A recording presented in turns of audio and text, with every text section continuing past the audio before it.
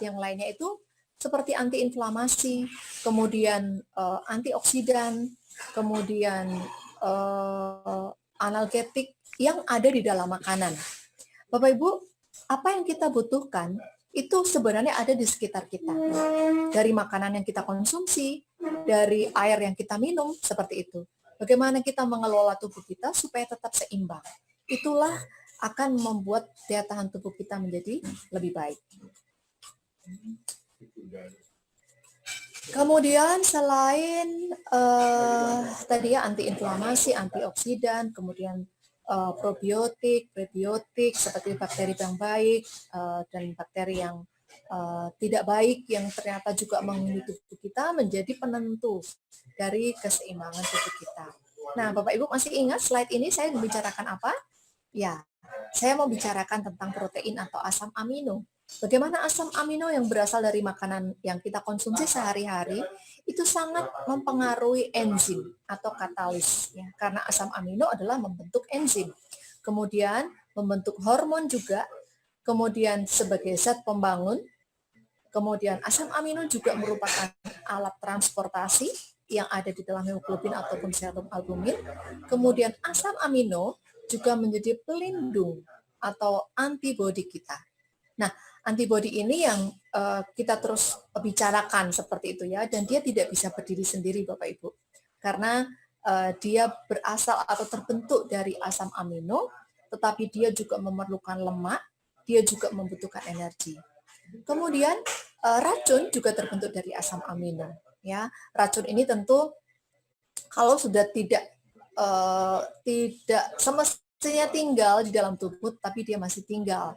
Harusnya dikeluar, dia tidak keluar. Itu racun ya, bisa merupakan asam urat atau mikrobakteri atau virus seperti itu.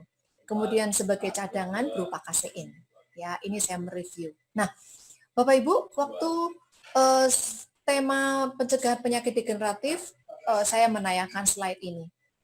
Ketika terjadi ketidakseimbangan di dalam tubuh kita, maka tubuh kita akan memberikan sinyal berupa peradangan. Peradangan yang tiba-tiba itu peradangan akut, gitu ya, misalnya seperti digigit serangga, iritasi bahan-bahan kimia, mungkin cairan pencuci pembersih lantai, gitu ya, itu juga bisa menyebabkan peradangan yang bersifat akut. Kemudian teriris atau jatuh, trauma, itulah peradangan akut yang menyebabkan inflamasi, kemudian menjadi peradangan kronis. Lalu COVID-19 masuk di mana ya? Tentu masuk keduanya Bapak Ibu. Nah, disinilah sebenarnya yang nanti akan kita bicarakan. Karena ini slide adalah slide lama, belum ada belum ada bahasan tentang COVID-19. Kalau kita masukkan COVID-19 di sini bisa akut dan bisa menjadi kronis. Nah, sebenarnya perjalanan akut menjadi kronis bisa dicegah, gitu ya. Karena waktu itu kita membahas tentang pencegahan penyakit degeneratif, kita bisa cegah. Walaupun memang mungkin dengan faktor usia, kita juga bisa menuju ke penyakit kronis. Bapak Ibu, kita tahu kan ya, COVID-19 tidak pandang usia. Dari anak-anak bisa, apalagi sekarang keluarga bisa terserang COVID-19. Bahkan sudah usia tua juga demikian. Nah, ini yang perlu kita waspadai bagi kita yang memang masih sehat, kuatkan imunitas, ikutin petunjuk dari pemerintah atau tenaga kesehatan. Nah, slide ini saya menceritakan tentang perjalanan coronavirus. Ya, kita tahu bahwa coronavirus itu salah satu virus yang akhirnya kita tahu bahwa bisa menular lewat mata, kemudian hidung dan mulut. Sehingga nasihatnya adalah jangan pegang wajah, gitu ya. Kalau mau pakai masker, hindari memegang wajah, karena ternyata virusnya itu bisa masuk lewat mata. Sehingga ketika kita tahu bahwa coronavirus itu mudah terhirup karena ada droplet yang terbang, maka infeksi itu akan terjadi di hidung. Bisa juga langsung masuk ke tenggorokan. Nah, mulut dan hidung ketika masuk dari hidung, masuk mulut, masuk ke tenggorokan, kemudian terus berjalan sampai paru-paru, kemudian sampai dinding, sampai kulit juga bisa seperti itu. Kemudian lambung, dan akhirnya menjadi sampai ke paru-paru. Ya, jadi ini adalah infeksi saluran atas. Kalau kita pilek itu infeksi saluran atas, kita masih bisa bernafas kalau pilek ya. Nah, kalau di bawah adalah infeksi saluran bawah. Bapak Ibu, perjalanan COVID-19 itu dari luar terus berjalan sehingga gejalanya begitu lengkap. Tidak hanya saluran nafas saja kan, bahkan di saluran cerna juga demikian. Nah, ini kalau misalnya sudah sampai ke saluran nafas bagian bawah, maka inilah alveoli yang nanti akan terendam. Nah, inilah gambaran dari alveoli. Kalau misalnya terjadi infeksi masuk, inilah saluran nafas bawah. Ini kalau dibesarkan seperti ini, ya. Ini alveoli. Kemudian kalau terjadi pneumonia, itu terjadi cairan, penumpukan cairan di sini. Bayangkan Bapak Ibu, saya pernah mengajak membayangkan spons yang terisi air, dia tidak mungkin bisa tidak bisa memompa gitu ya, kecuali kalau diperes, karena di paru-paru nggak ada jalan. Kalau di dalam hidung masih bisa mengeluarkan ingus gitu ya. Kalau ada di tenggorokan masih bisa kita keluarkan lewat batuk, atau tubuh pun juga memberikan refleks batuk. Batuk adalah sebuah refleks yang baik untuk mengeluarkan benda asing yang ada di dalam tubuh. Jadi kita bisa sangat paham bahwa tubuh itu ketika diserang oleh virus atau bakteri itu berjuangnya luar biasa. Hanya memang modalnya kita itu cukup atau tidak, ya. Modal kita cukup atau tidak itu ditentukan oleh energi tadi, energi yang kita konsumsi mencukupi atau tidak. Misalnya makronutrien, mikronutrien, air, mineral, elektrolit dan sebagainya cukup atau tidak. Kalau cukup ya kita siap berjuang, kita siap berperang. Seperti itu. Nah, kita sampai tiba pada perbedaan pneumonia dan COVID-19. Tadi sebenarnya saya sudah mencoba untuk menyinggung perbedaan ya. Atau dari gambar ini Bapak Ibu juga bisa lihat ya perjalanannya. Tapi saya belum menceritakan pneumonia. Tapi kalau Bapak Ibu sudah memahami gambar ini, Bapak Ibu bisa membayangkan, Bapak Ibu bisa minimal memvisualisasi bahwa serangan coronavirus ini benar-benar dimulai dari tidak bergejala loh. Ada yang tidak bergejala seperti itu. Nah, kalau misalnya Bapak Ibu ada kesempatan rapid test gitu ya, ada orang yang skeptis atau nggak peduli lah ya, buat apa rapid test, kan nggak menegakkan diagnosa, betul nggak menegakkan diagnosa, tapi bisa menjadi screening. Screening itu ya, melihat kira-kira reaktif atau tidak. Kebetulan kemarin saya sempat ikut, jadi ada teman saya yang reaktif, Bapak Ibu, dia tidak sadar sih, tanpa gejala, dan ternyata reaktif. So, kalau udah reaktif gimana? Dia harus swab, ya, pemeriksaan swab dan pemeriksaan PCR. Jadi, rapid test itu seperti memeriksa kalau orang hamil pregnancy test, kalau kita periksa kolesterol atau asam urat atau gula darah itu seperti diambil darahnya, terus ada alatnya. Kemudian di situ ada strip-strip yang menunjukkan kita positif atau negatif. Dan bersyukur saya dan suami negatif, tinggal besok anak-anak harus rapid test. Sekali lagi ini sebuah screening yang menolong kita untuk kita bisa mendeteksi. Tidak ada ruginya, dan kalaupun tidak pun juga tidak ada yang memaksa, karena ini memang free seperti itu ya. Nah, ketika kita tahu bahwa kita itu negatif, bukan berarti terus kipas-kipas, justru sebaliknya kan, ada tanggung jawab yang lebih besar untuk mempertahankan supaya tetap sehat seperti itu. Sedangkan teman yang reaktif atau rapid testnya positif, ya dia harus isolasi, dan kalau tenaga kesehatan menganjurkan untuk pemeriksaan selanjutnya, ya pemeriksaan selanjutnya supaya inflamasi yang tadi akut tidak menjadi kronis. Ya, nah kalau pneumonia Bapak Ibu, infeksinya ada di bawah. Oke, kita akan sampai ke sini ya, perbedaan pneumonia dan COVID-19. Saya tidak tahu tiba-tiba ada coretan biru seperti ini. Saya tidak sengaja juga memberikan coretan dan mudah-mudahan tidak mengganggu ya, seperti yang kemarin ada yang protes, kok ada panah-panah, saya nggak tahu. Oke, Kita pneumonia. Ingat slide yang pertama ya, pneumonia seringkali disebut paru-paru basah karena terdapat timbunan cairan di alveoli. Nah, apa itu pneumonia? Mohon maaf nih salah nih ya tulisannya pneumonia, harusnya N-nya di depan. Penyebabnya bisa virus, bakteri, dan jamur. Jadi bakteri, virus, dan jamur itu bisa menyebabkan merangsang cairan di dalam kantong alveoli. Sedangkan COVID-19 penyebabnya adalah coronavirus. Ya. Kemudian pneumonia itu menyerang saluran nafas bagian bawah atau paru-paru. Tadi saya sudah perlihatkan gambarnya ya, bahwa kalau pneumonia itu yang diserang adalah yang di bawah di saluran nafas bawah, dan di sana kalau memang itu ada bakteri, virus, dan jamur, itu kalau difoto kelihatan kabur seperti itu. Dan gambaran kabur tidak hanya pneumonia ya, jadi memang ini perlu kejelian dari dokter untuk mendiagnosa. Tentu tidak hanya foto yang diperlukan Bapak Ibu. Mengapa kalau Bapak Ibu bertanya kepada saya, kalau tiba-tiba WA mengirim hasil laboratorium dan hasil foto, saya tentu pasti bertanya, keluhannya apa? Karena saya bukan peramal hanya dengan membaca laboratorium atau hasil foto terus saya bisa mendiagnosa, tidak. Tetapi pertanyaan yang pertama adalah keluhan utamanya apa? Keluhan utama itu adalah keluhan yang membuat orang tersebut ingin berobat atau datang kepada Bapak Ibu. Ini penting sekali Bapak Ibu, karena hasil laboratorium itu adalah hasil pemeriksaan tambahan. Sedangkan keluhan pertama adalah itulah yang membuat dia tidak nyaman. Kita tidak perlu berasa harus mengobati semuanya gitu ya, harus menuntaskan, tidak. Tapi kita mesti explore, kira-kira apa yang menyebabkan Bapak Ibu tidak nyaman misalnya ya. Contoh soal, hasil laboratoriumnya itu kolesterolnya tinggi, asam uratnya tinggi, kemudian ngeluhnya sesak nafas.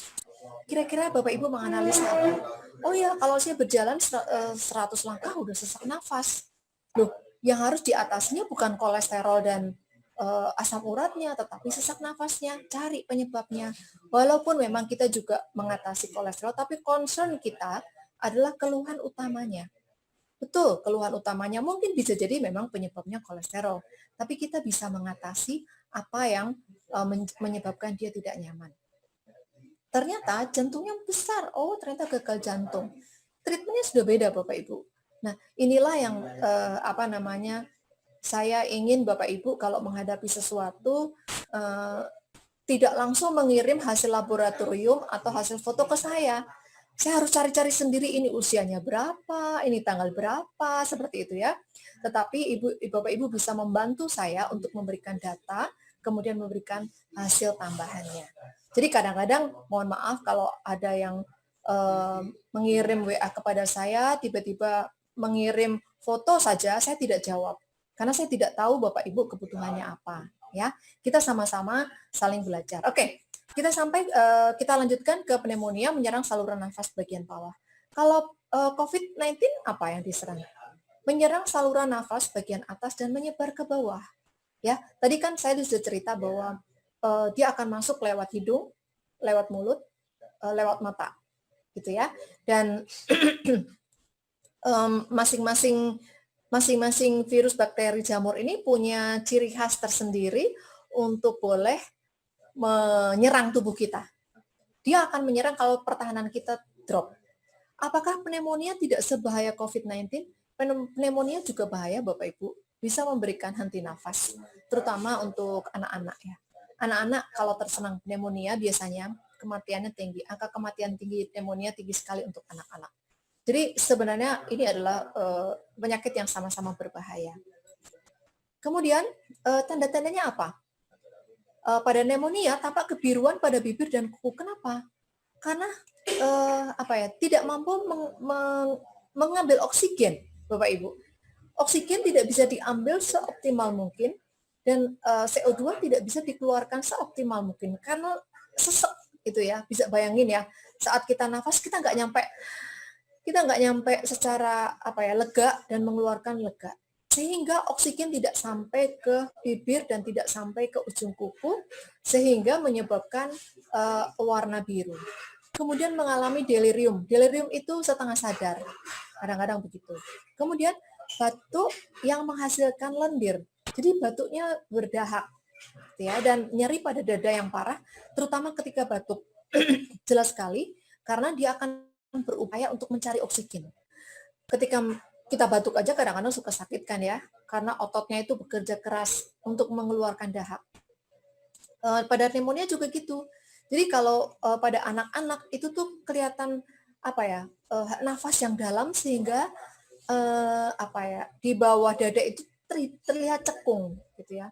Kalau saya sebagai dokter memeriksa anak-anak itu biasanya melihat pernafasan itu nafasnya dalam atau tidak sampai cekung. Nah, itu kita sudah curiga pneumonia. Setelah itu kita anjurkan untuk foto misalnya gitu ya, dan riwayatnya seperti apa kita mesti explore. Nah, sedangkan COVID-19 itu ada demam, pneumonia juga ada demam ya Bapak Ibu ya. Kemudian batuk kering, mual, diare, nyeri otot, hingga muntah.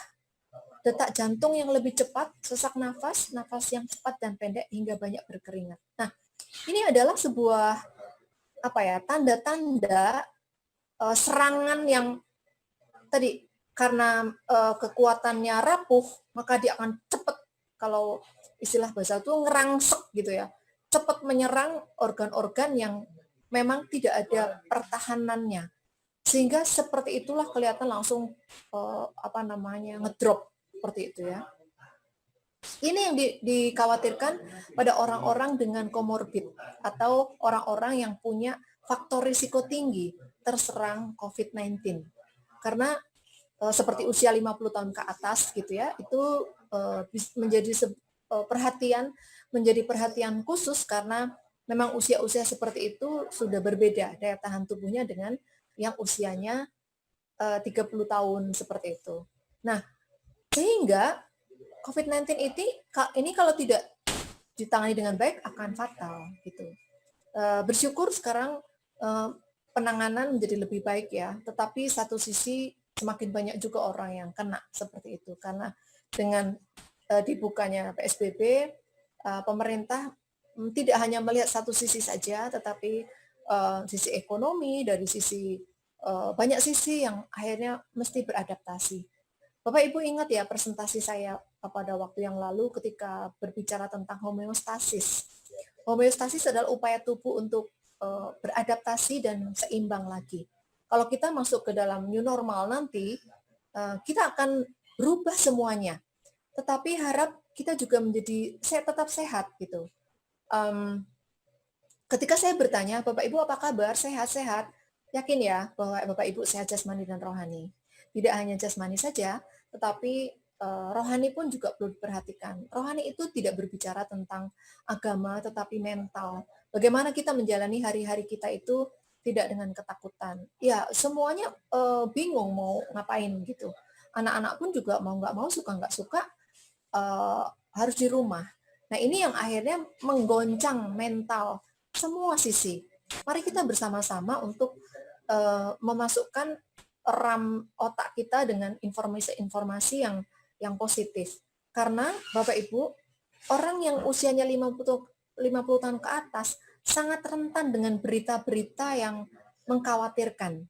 Oleh karena itu, mari pilih berita-berita yang membangun kita. Kebetulan suatu ketika saya bertanya pada seseorang yang suka sekali mengupdate informasi COVID. Lalu saya bertanya sama dia, kamu update COVID begitu, nggak takut? Nggak.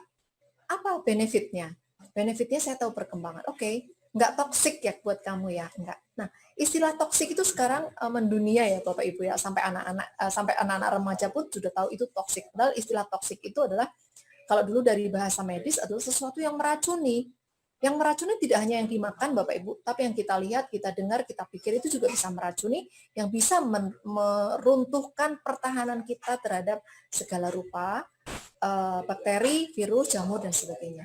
Nah, kalau Bapak Ibu pernah membaca tentang corona yang ada di Italia, katanya bakteri itu tolong dikonfirm ya, karena kita mesti hati-hati membaca bahwa corona itu adalah virus. Jadi penelitian boleh berjalan Bapak Ibu. Saya mengapresiasi orang-orang yang memang mengupdate informasi, tetapi please keep untuk bisa dieksplor lagi, tunggu berita yang lebih up to date dari informan yang tepat seperti itu ya. Nah, kita sampai di mana peran nutrisi sinergi pada situasi yang seperti ini. Kita akan bahas 3 nutrisi, yaitu noni, kolostrum, klorofil. Bapak Ibu sudah tidak asing lagi ya dengan nutrisi ini ya, karena noni ini sangat familiar sekali untuk orang-orang yang tidak bisa tidur. Kemudian sangat familiar sekali untuk orang-orang dengan nyeri sendi, seperti itu. Kolostrum sangat familiar untuk anak-anak dan semua usia. Kemudian klorofil sudah menjadi minuman sehari-hari. Oke, kita kulik sedikit ya masing-masing nutrisi ini. Oke, Noni Plus. Noni Plus, Bapak Ibu nanti perhatikan ketiga nutrisi ini ada kesamaannya. Nah, nanti closingnya saya akan menceritakan bahwa ada cara kerja mereka ketika kita mengkonsumsi.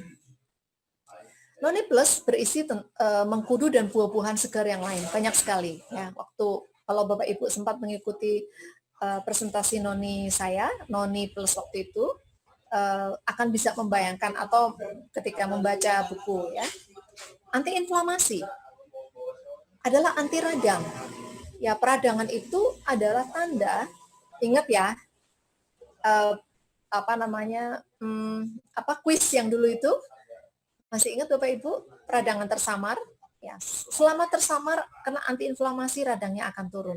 Nah, peradangan itu tandanya merah, kemudian bengkak, panas, kemudian fungsinya berubah. Itu kalau di luar, kalau di dalam nggak kelihatan. Ya, jadi noni itu bersifat anti radang. Kemudian antidepresan. Kenapa?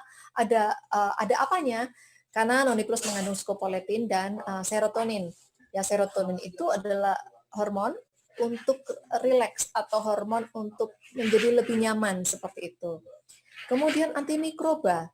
Mikroba itu bisa berarti 3, virus, bakteri, dan jamur. Ya, mikroba itu adalah makhluk hidup yang kecil seperti itu.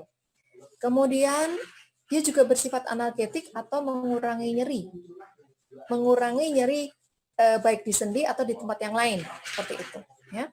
Kemudian imunostimulan, meningkatkan daya tahan tubuh. Lalu relaksasi otot. Kenapa otot bisa rileks Bapak Ibu? Karena tekanan atau depresinya udah diturunkan. Sehingga susunan saraf pusat bisa mengatur, berarti mesti rileks dan istirahat.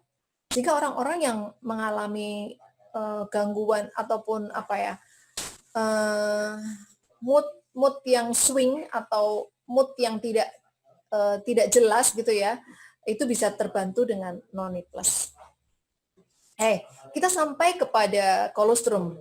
Kolostrum adalah nutrisi yang paling familiar di dalam keluarga karena bisa dikonsumsi dari anak-anak usia 2 tahun sampai orang tua, seperti itu ya. Apa sih khasiatnya kolostrum? Antiinflamasi Bapak Ibu. Sama ya, seperti noni, dia bersifat antiinflamasi atau anti radang. Kemudian imun booster, penguat imun.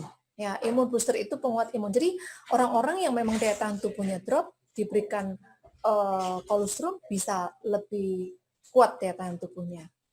Nah, healing booster ini istilah saya sendiri Bapak Ibu, karena ternyata kolostrum ini adalah penguat proses penyembuhan sebenarnya. Jadi pada orang-orang yang sakit gitu ya, entah sakit apapun gitu ya, ternyata kolostrum itu bisa dipakai untuk nutrisi maintenance atau nutrisi pasca sakit, karena dia akan menguatkan proses penyembuhan. Ada apanya sebenarnya? Kecuali dia ada analgetiknya, dia juga mempercepat pertumbuhan sel Bapak Ibu. Sehingga kecepatan pertumbuhan sel ketika rusak kemudian sel itu bertumbuh, maka prosesnya akan menjadi lebih cepat, bukan proses penyembuhannya. Nah, ini lagi lebih dahsyat lagi nih, merevitalisasi sel, mengembalikan fungsi sel syaraf, otot, tulang rawan dan kolagen kulit. Nah, tentunya ini by proses Bapak Ibu ya. Ini sangat efektif untuk anak-anak karena anak-anak itu kan masih masa pertumbuhan. Lalu untuk orang tua boleh nggak? Boleh, tetapi tentu tidak secepat respon anak-anak. Seperti itu ya. Nah, kemudian yang terakhir adalah klorofil. Klorofil itu meningkatkan oksigenasi. Maksudnya apa meningkatkan oksigenasi? Yaitu mempercepat transportasi oksigen, terutama kemana? Ke otak tentunya. Dan tidak hanya ke otak ya Bapak Ibu ya, ke seluruh organ tubuh kita, tetapi yang sekarang menjadi pusat kebutuhan utama adalah otak.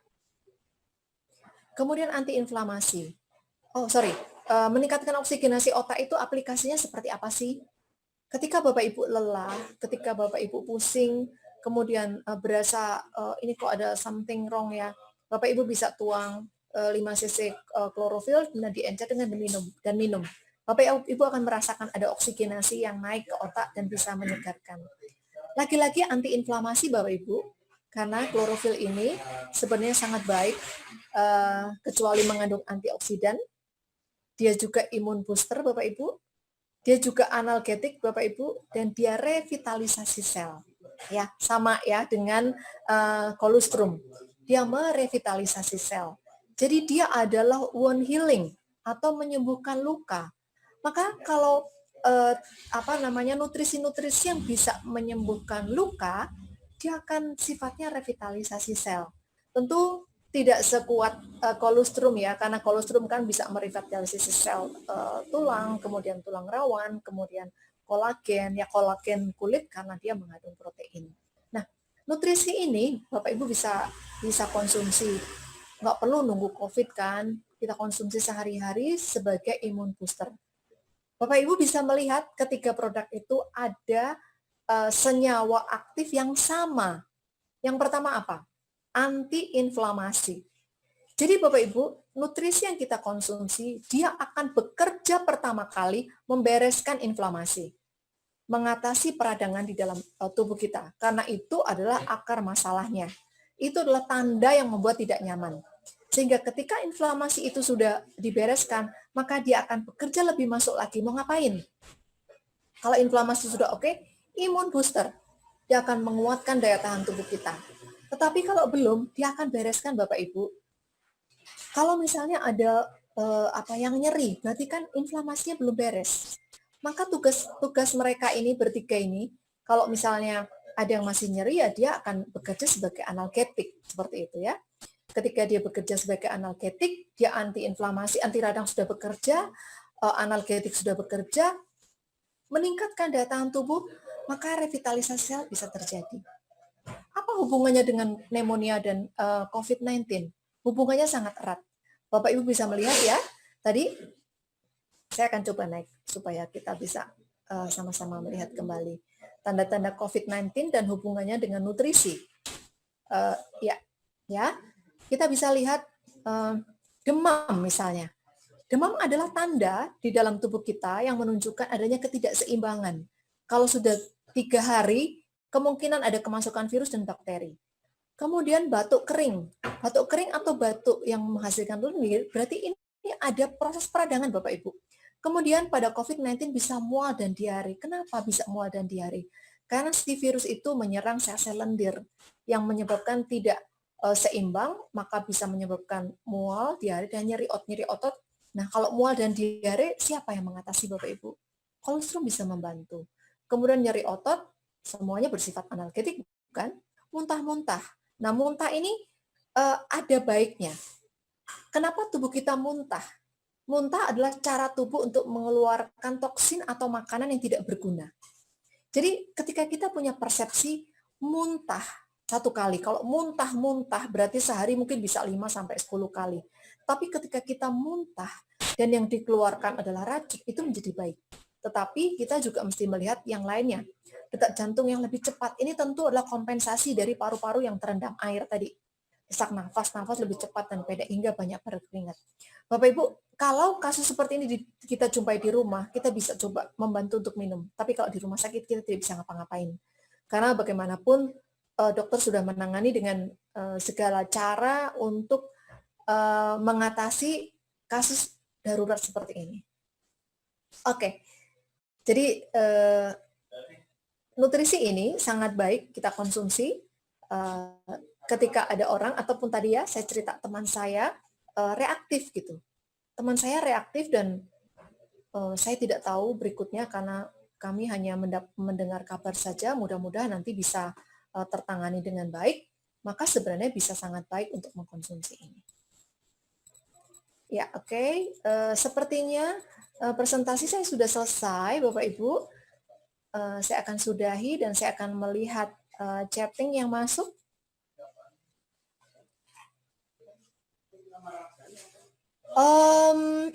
Dari Bu Syiah Samarinda juga Dok. Samarinda apa maksudnya? Banjir ya?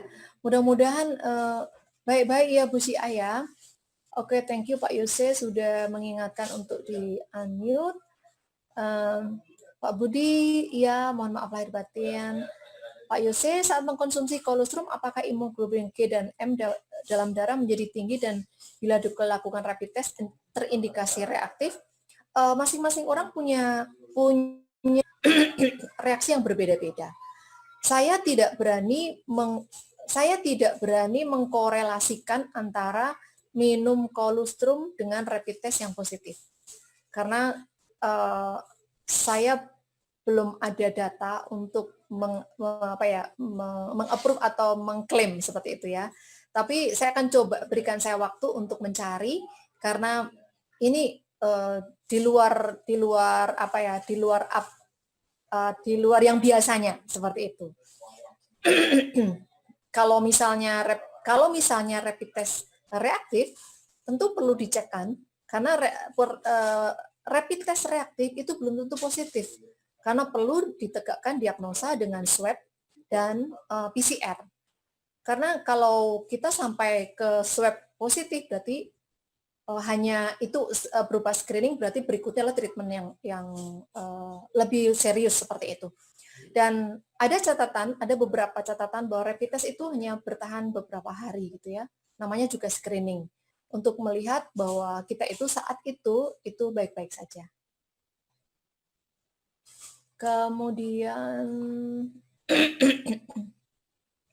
apa sih Bu yang menyebabkan pneumonia pada anak? Tadi sudah saya sebutkan ya, bakteri, virus, atau jamur. Selamat siang Dok, saya punya pasien. Saya tidak paham ini Pak Nur Yasin. Halo Pak Anwar dari Aceh, Pak Michael.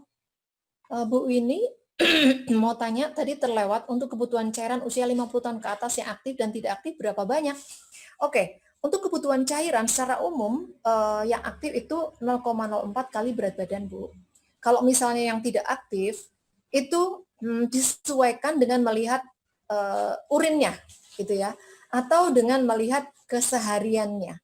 Artinya kadang-kadang orang yang hanya di rumah tidak melakukan aktivitas, kemudian cukup minum air, itu sudah cukup, tidak perlu dihitung dengan jumlah yang begitu strict seperti itu ya.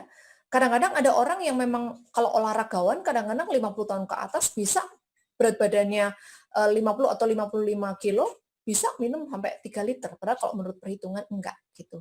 Prinsipnya adalah kalau sudah 50 tahun ke atas atau 60 tahun begitu adalah jumlah air minum lalu warna pipis. Warna pipis itu minimal kuning muda, tidak coklat seperti teh. Dokter mau tanya Pak Sugih ya, produk apakah yang terbaik untuk begal-begal? Begal-begal itu karena apa Bapak? Kalau misalnya memang sifatnya analgetik, ketiga-tiganya bisa dikonsumsi tadi ya. Bu Junita terima kasih kembali. Pak Made, Dok, apakah TBC juga akan menyebabkan pneumonia atau mana yang lebih rentan terhadap COVID? TBC adalah sebuah infeksi bakteri yang menyerang paru-paru yang tidak seperti pneumonia. Kalau TBC itu menyerang jaringannya, akan menjadi lebih parah kalau misalnya dia terkontaminasi dengan yang lainnya. Biasanya temannya diabetes gitu. Biasanya kalau TBC, ya TBC aja. Kecuali pada anak-anak ya. Kalau anak-anak bisa jadi dua-duanya, tapi jarang Bapak Ibu. Kalau TBC biasanya karena bakterinya udah jelas. Kalau misalnya suatu ketika dijumpai TBC dan pneumonia, itu berarti sebuah penemuan yang memang sudah sangat kronis dan bisa jadi dua-duanya rasanya sangat berat ya kalau dua-duanya ada gitu. Anak-anak biasanya pneumonia aja sudah sangat berat. TBC lebih kuat biasanya karena jaringannya yang rusak. Tetapi kalau pneumonia itu kantongnya.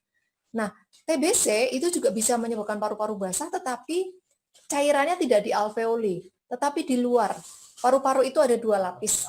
Ya, ada lapisan vakum antara paru-paru seperti kulit salak gitu ya. Salak itu kan ada kulit dalamnya dan kulit luarnya. Nah, di situ ada space atau tempat. Biasanya kalau TBC paru-paru basahnya cairannya ada di situ. Mana yang lebih rentan terhadap COVID? Maksudnya TBC ya. Kalau orang tua sudah kena TBC rentan pasti. Kalau pneumonia semuanya rentan. Bapak Ibu, TBC dan pneumonia tergantung dari daya tahan tubuhnya, dia kuat atau tidak. Ya. Kemudian Pak Budi, Dok, apakah di mata, hidung, dan tenggorokan mempunyai sesuatu yang sama sehingga virus COVID-19 bisa masuk lewat mata, hidung, dan mulut? Terima kasih. Iya Pak, di situ kalau mudahnya itu ada lendir seperti itu ya, ada reseptor sehingga dia bisa kenal seperti itu. Saya lupa istilahnya. Jadi dia seperti menangkap reseptor dan akhirnya dia berjalan ke dalam tubuh. Bu Selvi, apa benar penyakit diabetes turunan nggak bisa sembuhkan, Dok? Tidak semua diabetes keturunan ya.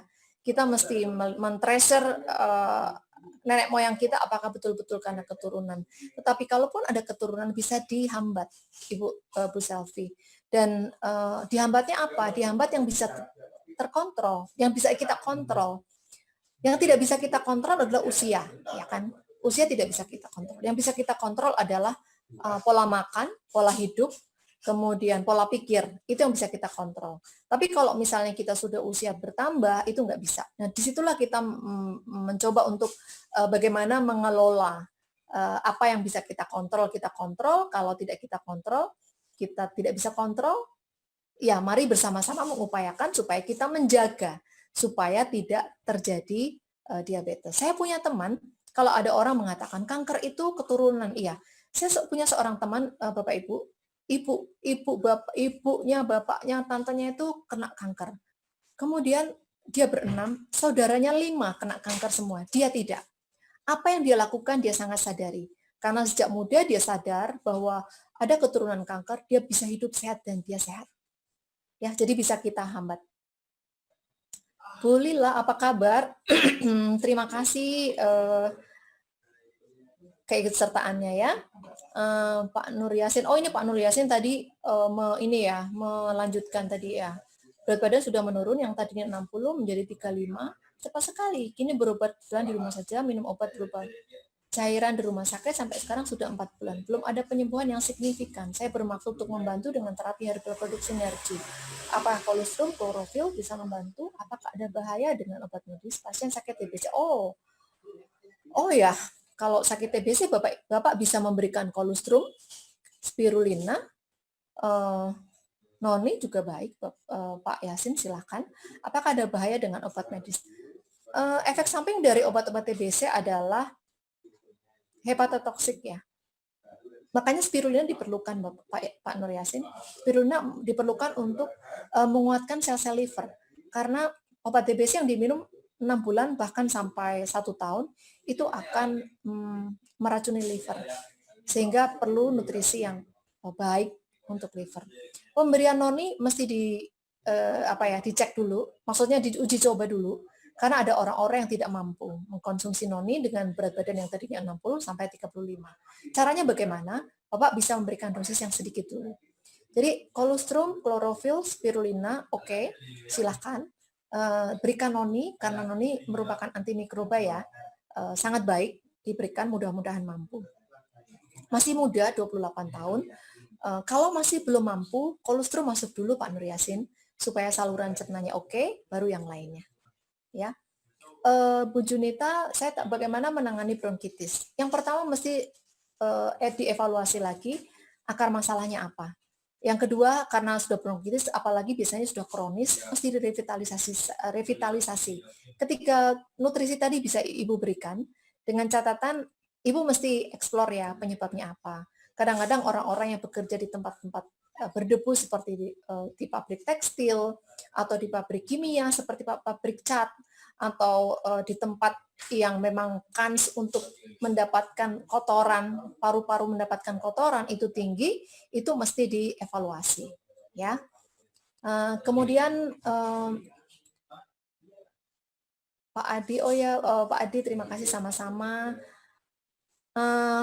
Bisa dijelaskan dok, apa hubungannya stres dengan imunitas?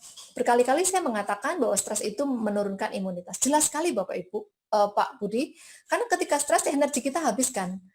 Coba bayangkan, kalau kita stres energi kita habis. Ketika energi kita habis, kita membutuhkan energi lagi. Belum ke apa ya? Tidak terbagi seperti itu. Energi yang dikuras pikiran atau stres itu menguras energi yang ada. Sementara kalau misalnya ada penyakit datang, ini belum bersiaga. Tadi ingat ya, slide saya mudah-mudahan masih ingat ya, bahwa salah satu tugas asam amino adalah menjadi pelindung atau pembentuk antibodi. Kalau asam aminonya dipakai semuanya untuk membentuk antibodi menangani stres, maka untuk menangani penyakit jadi tidak seimbang. Ya, mudah-mudahan bisa menangkap karena memang ini sangat erat sekali hubungannya antara stres dan imunitas. Orang-orang yang stres itu biasanya cepat mendapatkan penyakit. Entah itu hipertensi atau kalau sudah punya penyakit biasanya lebih berat. Orang stres itu vasokonstriksi atau apa ya namanya mengkerut gitu ya, pembuluh darahnya mengkerut. Bayangkan jalan yang harusnya biasanya lebar, ada mobil-mobil yang bawa makanan menuju ke suatu tempat bisa cepat. Ketika macet atau bisa menyempit, maka perjalanan menjadi lebih susah. Nah, ketika perjalanan menjadi lebih susah, maka oksigen atau makanan tidak sampai. Maka organ yang harusnya mendapatkan makanan tidak mendapatkan makanan, otomatis menjadi lemah. Ya, itu salah satu juga kalau misalnya orang yang sakit kena stres biasanya lebih sakit. Terima kasih Pak Immanuel Pasulatan. Kalau urat terjepit bagusnya konsumsi produk apa? Tergantung tergantung terjepitnya di mana ya. Karena kalau nutrisi ini sifatnya mengurangi nyeri saja dan mengurangi radang. Kalau memang itu uratnya terjepit dan cukup mengganggu, biasanya saya sarankan untuk fisioterapi atau stretching. Stretching pun juga tidak boleh sembarangan, harus mengerti sebenarnya yang terjepit itu di sebelah mana. Kemudian Bu Rin, Bu Dokter, ada yang konsul beliau usia 66 tahun, saat ini menderita penyempitan pembuluh darah, 2 kali mengalami serangan, dan masih dirawat di rumah sakit, plus komplikasi diabetes tipe kering. Keluarganya mau beliau menggunakan nutrisi sinergi setelah keluar dari RS. Apa yang dokter sarankan untuk beliau? Terima kasih. Bu Rin, mesti ada persetujuan ya dengan keluarga ya. Jangan sampai dengan kondisi seperti ini, Ibu memberikan nanti kalau ada apa-apa, Ibu jangan sampai dipertanyakan seperti itu. Untuk seperti ini, Ibu mesti explore dulu kebiasaan makan, kemudian mulai berikan kolostrum. Kalau ini 66 tahun ya, kemudian perlahan-lahan juga bisa diberikan proarginen, bisa melebarkan pembuluh darah, dan juga klorofil. Klorofil untuk revitalisasi sel supaya lebih oksigenasi juga sampai. Kemudian proarginen juga bisa melenturkan pembuluh darah dan membuka pembuluh darah. Kemudian Bu Fitriani, kalau terasa ada yang sesuatu yang tertinggal dan mengganjal setelah makan, itu kenapa ya dok? Sorry, saya belum bisa nangkap mengganjalnya di mana. Pak Sulaiman, ibu saya kena pneumonia. Jika batuk tulang dada berasa nyeri, selain obat yang diberikan untuk suplemennya menggunakan ketiganya, apakah ada suplemen lain? Kira-kira apa yang dibutuhkan oleh ibu? Silakan aja Pak. Apakah nutrisinya sudah cukup? Maksud saya, apakah protein yang dikonsumsi sehari-hari sudah cukup? Apakah serat yang dikonsumsi sehari-hari sudah cukup? Kalau sekiranya kurang, Bapak bisa tambahkan Max Pro dan Nutribus ya. Mudah-mudahan bisa membantu. Bu Susi, apakah gejala selalu mimisan atau batuk kering terus-menerus selama 2 bulan merupakan salah satu indikasi pneumonia? Mesti dicek dulu, Bu, karena ini ini mesti dipikirkan karena mimisan itu kenapa? Karena mimisan itu juga ada merupakan tanda penyakit yang lain ya, misalnya seperti idiopatik trombositik purpura. Ini perlu pemeriksaan lebih lanjut untuk mendapatkan diagnosa, untuk ditegakkan diagnosanya. Kemudian Bu Fani, Dok mau tanya, saya punya orang tua 67 dan 62 mengkonsumsi kolostrum baru beberapa minggu dan mereka berdua merasakan detak jantung tidak seperti biasanya. Katanya tidak enak di dada. Apakah memang ada efek samping seperti itu untuk beberapa lansia? Terima kasih sebelumnya. Bu Fani, setiap kita itu memiliki tipe atau memiliki respon yang berbeda-beda terhadap sesuatu yang masuk ke dalam tubuh. Tidak ada yang sama. Karena kita lahir di tempat yang berbeda, punya kebiasaan yang berbeda, punya cara makan, pola makan yang berbeda. Salah satu cara untuk mengurangi detak jantung seperti itu, mungkin bisa diturunkan dosisnya jadi 1x1. Saya tidak tahu background dari dari orang tua apa gitu ya, tetapi secara umum kolostrum tidak memberikan efek demikian.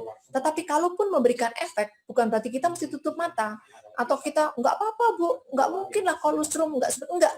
Tetapi kita bisa mengakomodir, oke Bu, mungkin tubuh Bapak Ibu reaksinya seperti itu, tetapi coba diturunkan dosisnya untuk mendapatkan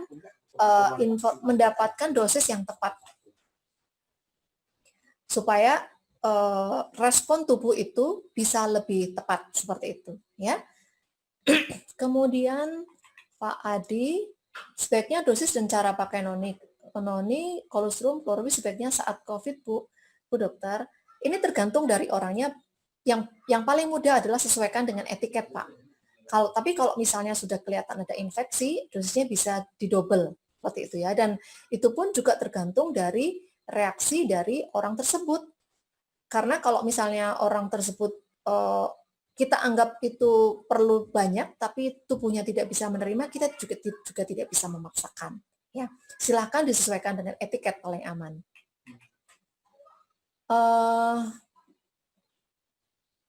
Bapak Ibu, waktu tinggal 4 menit lagi, saya akan mencoba membaca yang belum bertanya ya. Ada yang sudah bertanya saya lewati, mohon maaf karena waktunya tidak cukup. Pak Ketut atau Bu Ketut, maaf Bu Dokter, apa perbedaan regenerasi sel dengan revitalisasi sel? Itu saya dengar tadi, oke ya. Regenerasi sel itu adalah sama sih Bu sebenarnya ya, tetapi regenerasi itu apa ya? Menjadi baru seperti itu ya, menjadi baru. Jadi regenerasi itu seperti misalnya saya sudah tua atau Bapak Ibu sudah tua, regenerasinya ke anaknya gitu ya. Tapi kalau revitalisasi selnya itu difungsikan kembali. Misalnya saya yang tadinya lincah kemudian sakit, setelah sakit kan saya tetap saya kan.